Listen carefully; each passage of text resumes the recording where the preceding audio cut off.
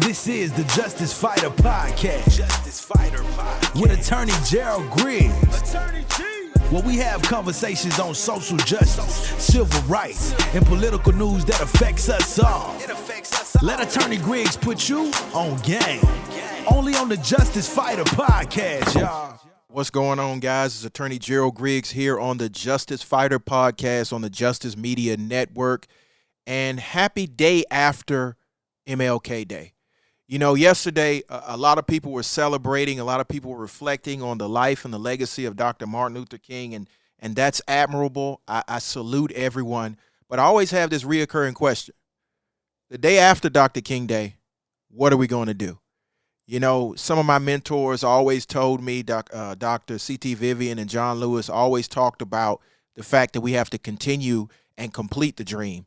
And that's what we need to focus on. But I do want to make sure everybody had a restful and relaxing weekend. Of course, yesterday was a day on, not a day off of service. And I want to reflect by listening to the words of Dr. Martin Luther King in his speech, I Have a Dream, that was given in 1963. Here are the words of Dr. King. The Negro lives on a lonely island of poverty in the midst of a vast ocean of material prosperity. 100 years later, the Negro is still languished in the corners of American society and finds himself in exile in his own land. And so we've come here today to dramatize a shameful condition. In a sense, we've come to our nation's capital to cash a check. When the architects of our republic wrote the magnificent words of the Constitution and the Declaration of Independence, they were signing a promissory note to which every American was to fall heir. This note was a promise that all men, yes, black men as well as white men, would be guaranteed the unalienable rights of life, liberty, and the pursuit of happiness. It is obvious today that America has defaulted on this promissory note insofar as her citizens of color are concerned. Instead of honoring this sacred obligation, America has given the Negro people a bad check, a check which has come back marked insufficient funds.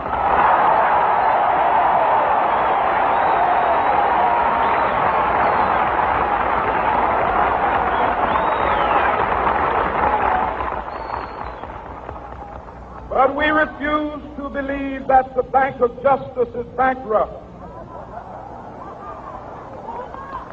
We refuse to believe that there are insufficient funds in the great vaults of opportunity of this nation. So we've come to cash this check, a check that will give us upon demand the riches of freedom and the security of justice.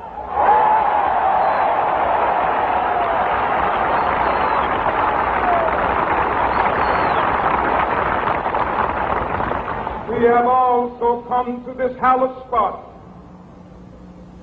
to remind America of the fierce urgency of now. This is no time to engage in the luxury of cooling off or to take the tranquilizing drug of gradualism.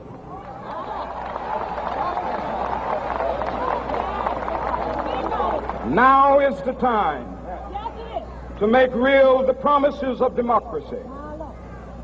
Now is the time to rise from the dark and desolate valley of segregation to the sunlit path of racial justice. Now is the time to lift our nation from the quicksands of racial injustice to the solid rock of brotherhood. Now is the time to make justice a reality for all of God's children. It would be fatal for the nation to overlook the urgency of the moment, This sweltering summit of the Negro's legitimate discontent will not pass until that is an invigorating autumn of freedom and equality. 1963 is not an end, but a beginning. Those who hope that the Negro needed to blow off steam and will now be content will have a rude awakening if the nation returns to business as usual.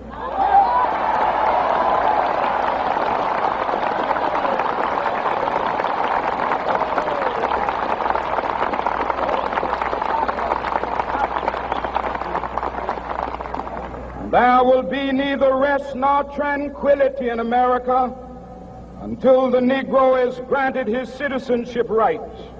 The whirlwinds of revolt will continue to shake the foundations of our nation until the bright day of justice emerges.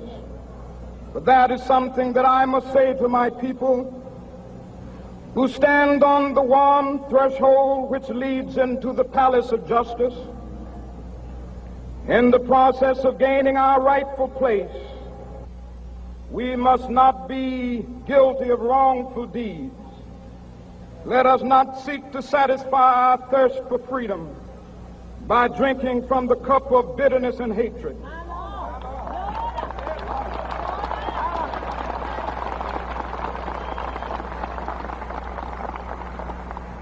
We must forever conduct our struggle on the high plane of dignity and discipline. We must not allow our creative protests to degenerate into physical violence. Again and again, we must rise to the majestic heights of meeting physical force with soul force. The marvelous new militancy which has engulfed the Negro community must not lead us to a distrust of all white people.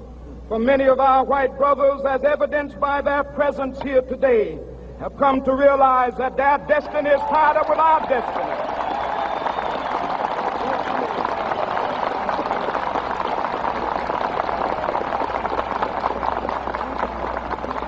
And they have come to realize that their freedom is inextricably bound to our freedom. We cannot walk alone.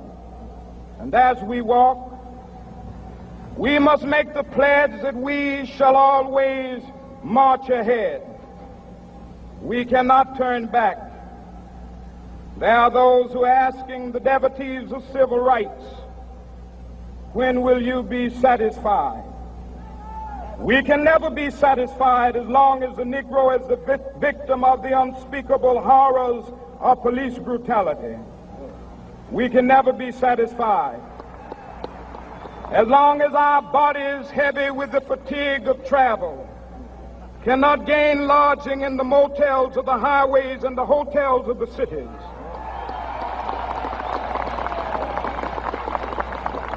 We cannot be satisfied as long as the Negro's basic mobility is from a smaller ghetto to a larger one.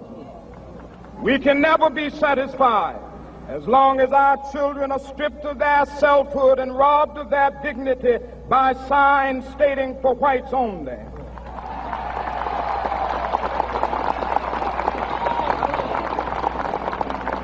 We cannot be satisfied as long as a Negro in Mississippi cannot vote and a Negro in New York believes he has nothing for which to vote.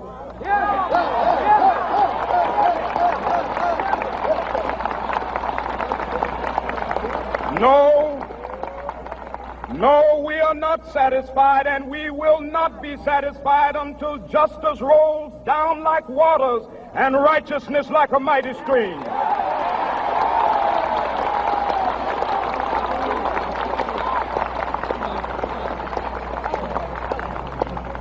I am not unmindful that some of you have come here out of great trials and tribulations. Some of you have come fresh from narrow jail cells. Some of you have come from areas where your quest for freedom left you battered by the storms of persecution and staggered by the winds of police brutality. You have been the veterans of creative suffering. Continue to work with the faith that unearned suffering is redemptive. Go back to Mississippi. Go back to Alabama. Go back to South Carolina. Go back to Georgia. Go back to Louisiana. Go back to the slums and ghettos of our northern cities. Knowing that somehow this situation can and will be changed. Let us not wallow in the valley of despair. I say to you today, my friend,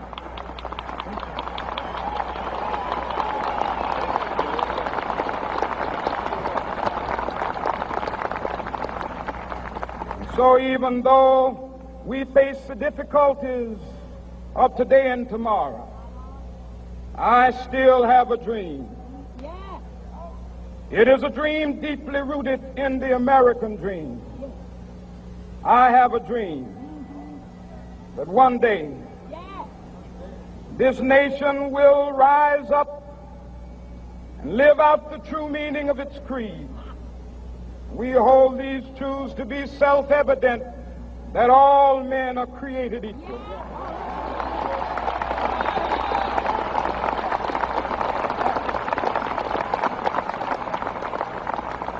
I have a dream that one day on the red hills of Georgia, the sons of former slaves and the sons of former slave owners will be able to sit down together at the table of brotherhood. I have a dream that one day even the state of Mississippi, a state sweltering with the heat of injustice, sweltering with the heat of oppression, will be transformed into an oasis of freedom and justice. I have a dream that my 4 little children will one day live in a nation where they will not be judged by the color of their skin, but by the content of their character. I have a dream today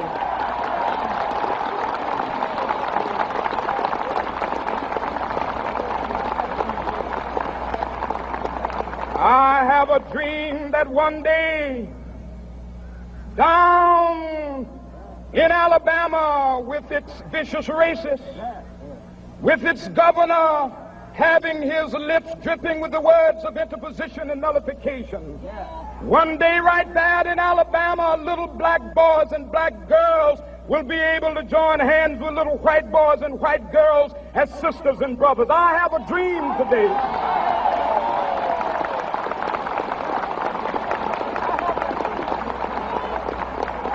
I have a dream that one day every valley shall be exalted, and every hill and mountain shall be made low, the rough places will be made plain, and the crooked places will be made straight, and the glory of the Lord shall be revealed, and all flesh shall see it together.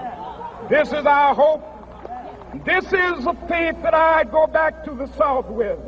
With this faith, we will be able to hew out of the mountain of despair a stone of hope.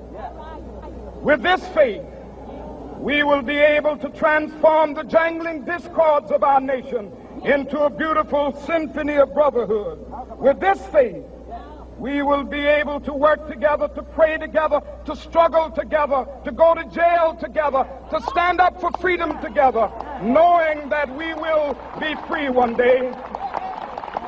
This will be the day. This will be the day when all of God's children will be able to sing with new meaning, my country, tears of thee. Sweet land of liberty, of thee I sing.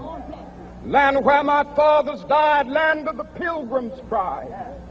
From every mountainside, let freedom ring. And if America is to be a great nation, this must become true. And so let freedom ring. From the prodigious hilltops of New Hampshire, let freedom ring.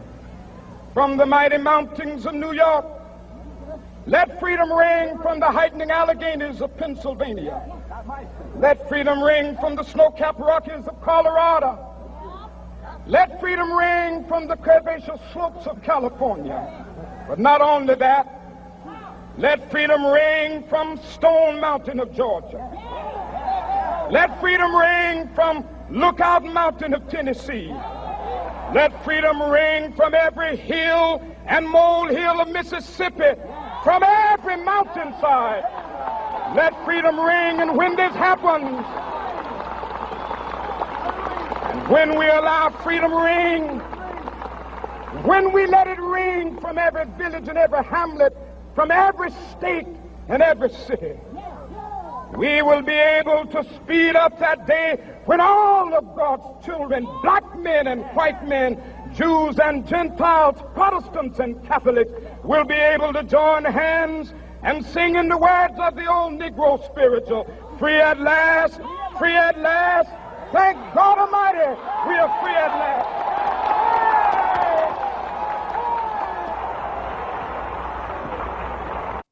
1963, Dr. King delivered the I Have a Dream speech.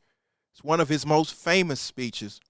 And so yesterday, many packed into church services and auditoriums and Zoom meetings to talk about the dream. But the question remains the day after Dr. King's holiday. Are we still dreaming, or are we pushing towards the solution and seeing the dream in reality? And so I was thinking of that today, and when we were going to have this podcast, and I was thinking about all the things that are going on that are happening today that were happening in that speech. The sweltering injustice of police brutality, the attempts to roll back voting rights in the South and around the country to either limit people from being able to vote or saying what good is your vote. All of these things Dr. King spoke to in that speech and so many other speeches that we have to ask ourselves 50 years later, are we achieving the dream? And that's what I wanted to talk with you guys about today. With so much going on in our country, so much going on in the world, so much happening, we have to continue to seek justice. And so I would be remiss in talking about Dr. King if we didn't talk about voting rights.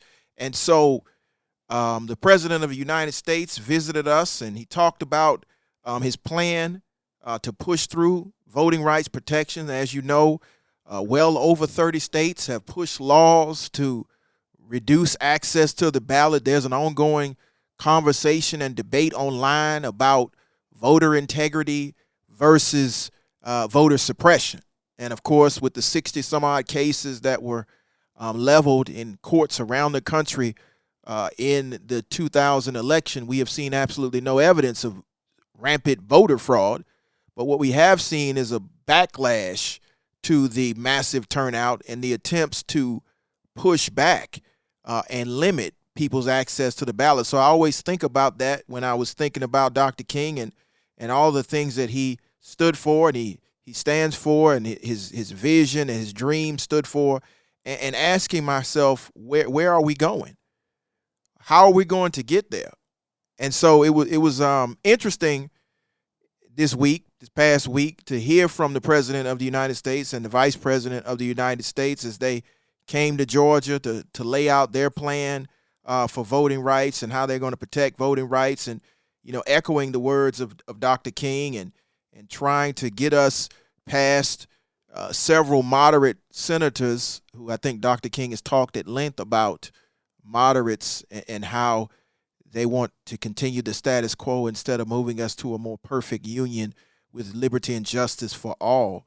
But I think that, we have to really, really think about how we're pushing the dream forward, how we are making sure that our children are born with more rights than we had, similar to the way Dr. King pushed for more rights and achieved more rights for his children than he had. And so, in listening and thinking back of all the cases and all the things that are happening, I wanted you guys to hear the words of the President of the United States as he visited Clark Atlanta University, as he spoke on voting rights. And hear the words of the President. Hyperbole, this is a fact. Look, this matters to all of us. The goal of the former president and his allies is to disenfranchise anyone who votes against them. Simple as that. The facts won't matter. Your vote won't matter. They'll just decide what they want and then do it. That's the kind of power you see in totalitarian states, not in democracies. We must be vigilant, and the world is watching. I know the majority of the world leaders, the good and the bad ones, adversaries and allies alike, they're watching American democracy and seeing whether we can meet this moment. And that's not hyperbole. When I showed up at the G7 with 7 other world leaders, there were a total of 9 present.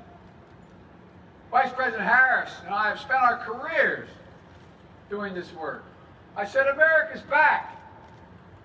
And the response was, for how long? For how long? As someone who's worked in foreign policy my whole life, I never thought I would ever hear our allies say something like that. Over the past year, we've directed federal agencies to promote access to voting, led by the Vice President. We've appointed top civil rights advocates to help the U.S. Department of Justice, which has doubled its voting rights enforcement staff. And today, we call on Congress to get done what history will judge. Pass the Freedom to Vote Act. Pass it now to prevent voter suppression. We're here in Georgia. There's full access to voting by mail. There are enough drop boxes during enough hours so that you can bring food and water as well to people waiting in line. The Freedom to Vote Act takes on election subversion to protect nonpartisan electors, officials who are doing their job from intimidation and interference. It would get dark money out of politics, create fair district maps, and ending partisan gerrymandering. Look, it's also time to pass the John Lewis Voting Rights Advancement Act.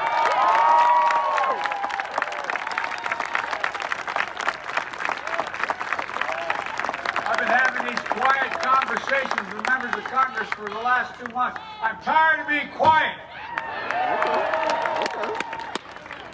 Folks, it'll restore the strength of the Voting Rights Act of '65, the one President Johnson signed after John Lewis was beaten, nearly killed on Bloody Sunday, only to have the Supreme Court weaken it multiple times over the past decade.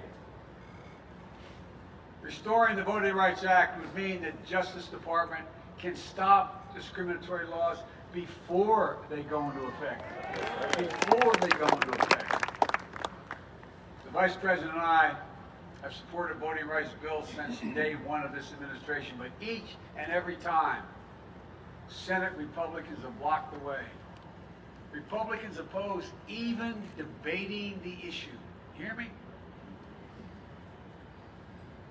I've been around the Senate a long time. I was Vice President for 8 years. I've never seen a circumstance where not one single Republican has a voice that's ready to speak for justice now. When I was a senator, including when I headed up the Judiciary Committee, I helped reauthorize the Voting Act 3 times. We held hearings, we debated, we voted. Was able to extend the Voting Rights Act for 25 years. In 2006, the Voting Rights Act passed 390 to 33 in the House of Representatives and 98 to 0 in the Senate, with votes from 16 current sitting Republicans in this United States Senate. 16 of them voted to extend it. The last year I was chairman, some of my friends sitting down here will tell you, Strom Thurmond voted to extend the Voting Rights Act. Strom Thurmond. You can say that again. Wow. You have no idea how darn hard I worked on that. But folks, then it was signed into law the last time. President George W. Bush. You know, when we get voting rights extended in 1980, as I said, even Thurman supported it. Think about that.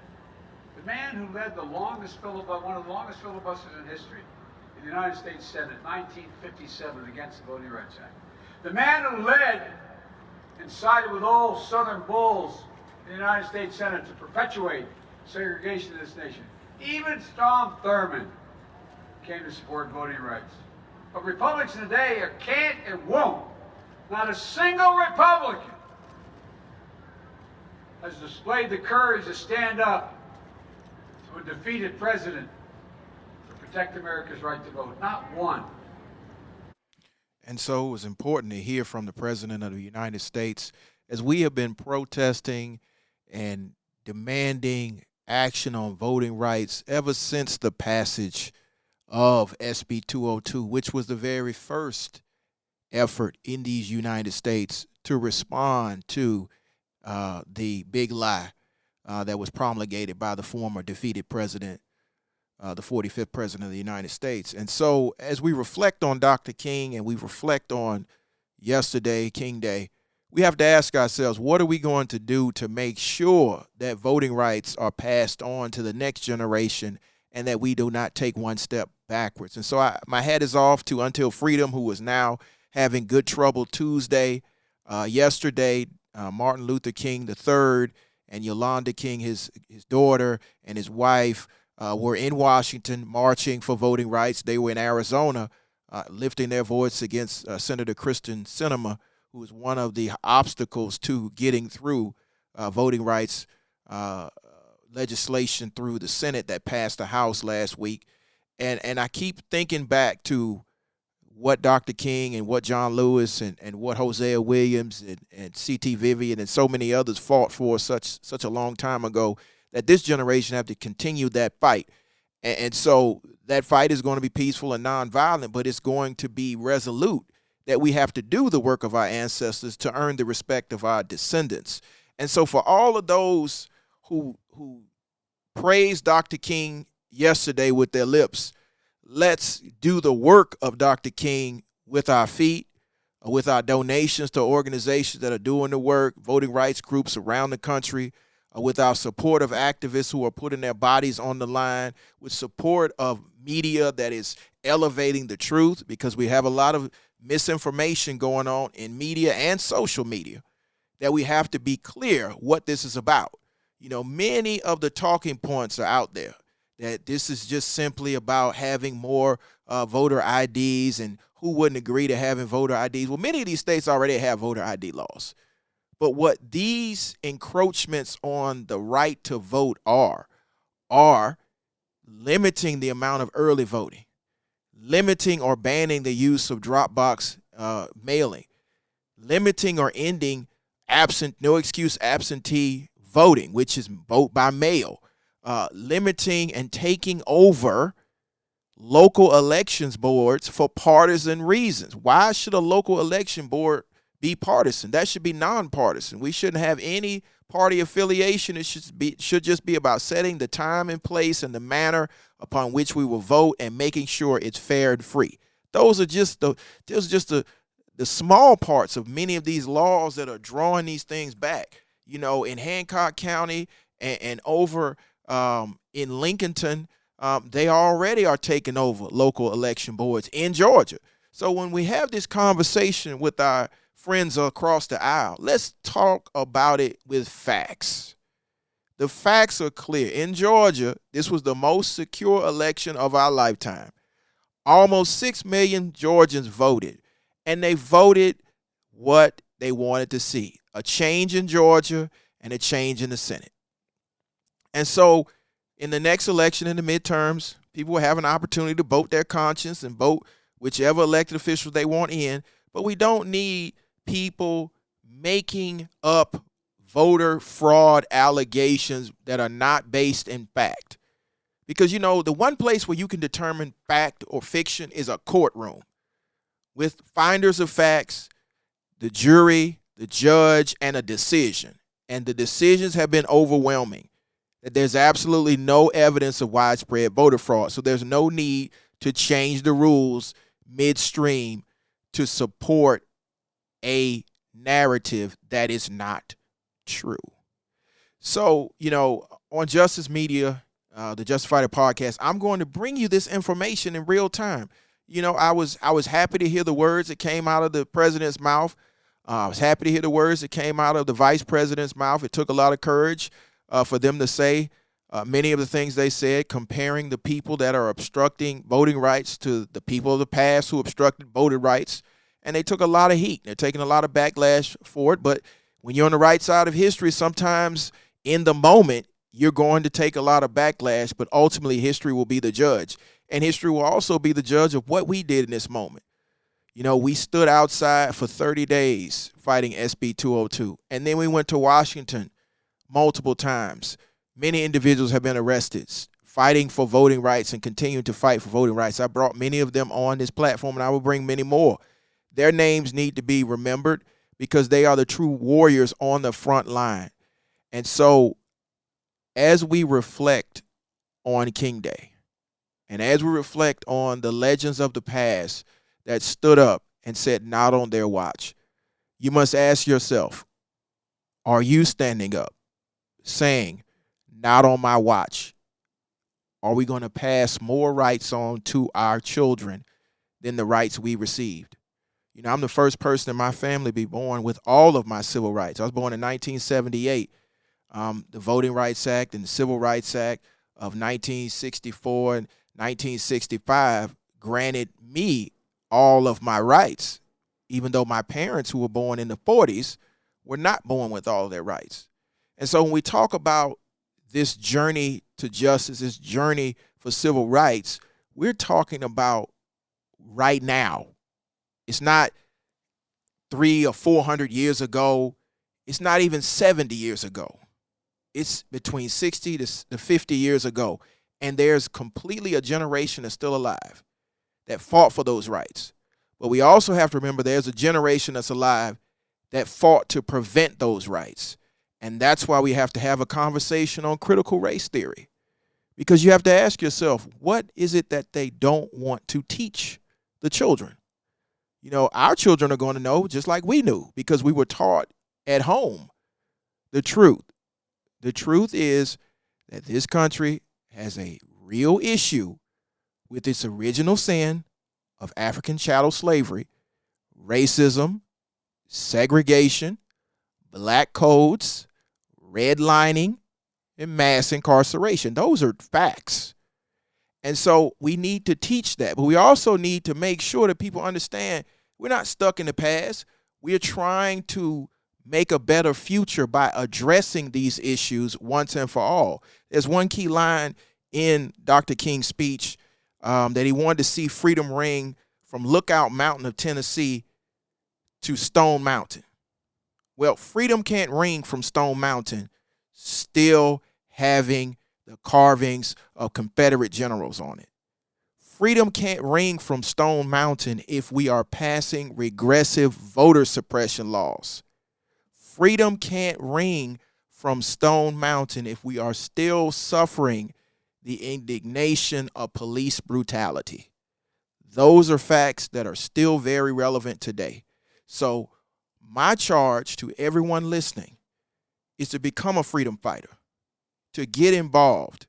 A lot of people made promises during Freedom Summer 2020, whether it's because of George Floyd or Ahmaud Arbery or Breonna Taylor or Vincent Truitt or so many of the other cases, the ones that preceded them.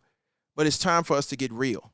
It's time for us to not just paint slogans on football fields and basketball courts, but to actually get in the community, roll up our sleeves, register people to vote, make sure people are getting to the polls, make sure we're holding police officers that run afoul of the public's trust accountable, and make sure we move to a more inclusive, more diverse community. That's what Dr. King would ask us. That's what he was talking about. Let's make it happen. So on this edition of the Justice Fighter podcast, I challenge you, what comes next? After MLK Day, what are you doing to push the dream forward? Ask yourself that, get involved, Make sure that you are moving us forward and not backward. That's the charge. So let's make it happen. Again, I'm Attorney Gerald Griggs. It's the Justice Fighter Podcast. You can listen and subscribe to this podcast on all social platforms. Do me a favor. If you want to get involved in the movement for justice, share this podcast. Turn people on to an organization. Get involved. Come to the next protest. Come to the next town hall. Make sure you hold your elected officials accountable. But most importantly, get involved. Take a step towards justice, and justice will be achieved in this generation. I'm Attorney Gerald Griggs, the Justice Fighter Podcast on the Justice Media Network, and I will see you on the next pod. This is the Justice Fighter Podcast. Justice Fighter Podcast. With Attorney Gerald Griggs. Attorney G. Where we have conversations on social justice, civil rights, and political news that affects us all. Let Attorney Griggs put you on game. Only on the Justice Fighter Podcast, y'all.